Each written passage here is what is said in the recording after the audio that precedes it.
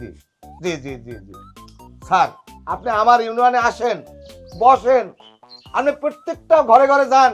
একটা মহিলা যদি আমার বিরুদ্ধে খারাপ না কয়, এই কি কই, ভালো না কয়, আমার আনবের জোতা আমার এ, এ, যাই হোক, শোনেন স্যার, না না না, আমি স্যারের কঠোর বিচার নিয়েছি।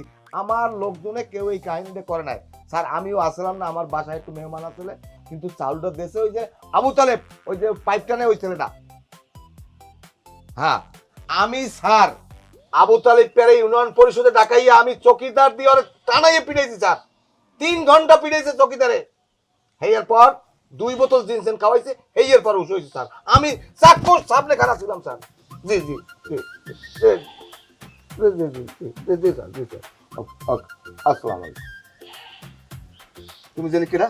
আসসালামু আলাইকুম কাকু, আমি আবু তালেবের বউ। ওয়ালাইকুম আসসালাম। হ্যাঁ, আবু তালেবের বউ, কি লেগে আইছো কও?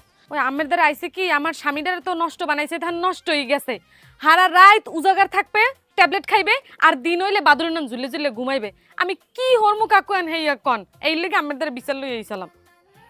আমি জানি আবু তালেব ভালো না, নষ্ট, বাজে পোলা বানের লাগে চলে, নেশা খায়, বিভিন্ন রকমের অকারেন্স করে, আমার ইউনিয়ন পরিষদের চাউল চুরি করছে।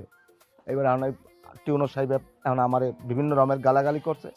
তারপরে আরে ওর বিরুদ্ধে মনে হয় মামলা হয়ে যাবে, ওর ফাঁসি হয়ে যাবে। কাকু আমি কই না, আমি যে কি মুসিবতে আছি এই লেগে। আমি এরবের জম্মের হনা উনি মানুষের দ্বারা খালি কথা, আমি কি কম এই দুঃখ আমি কেন কম। আর তুমি কান্দো না, কান্দো না, মহিলা কানলে আমি আবার সহ্য করতে পারি না।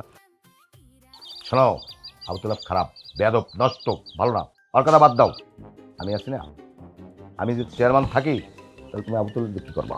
কাকু বুঝলাম না তো কিছু। বুঝো নাই? এদিকে আমার বুঝে কিছু কি কি আব্দুল লিপের উপরে আতাতেছেন নাকি? হাট বদমাশ, কেন এক চুপ বদমাশ। ওকে আমি দেখিয়েছেন। আরে বেটা, আবু তালেবের ব্যাপারে নালিশ করতে আইছে, আমি কই ওটা ভালো না, বেয়াদব, চোর, আরে আমি টানাই পিটাম, তুমি আবার সুপারিশ করতে আইছো, এই আর কি পরে দৌড় দিছে। সেটা এই মরে বুঝান আমের মেশিন। তুই কিছু না, মানে তুমি আসলেই বেশি বোঝো, তোমার চাকরি থাকবে না, তুমি বাতই দিবে তুমি। না চাকরি খাওয়ার দরকার নেই, আমি আর বুঝবো না, সমস্যা নেই।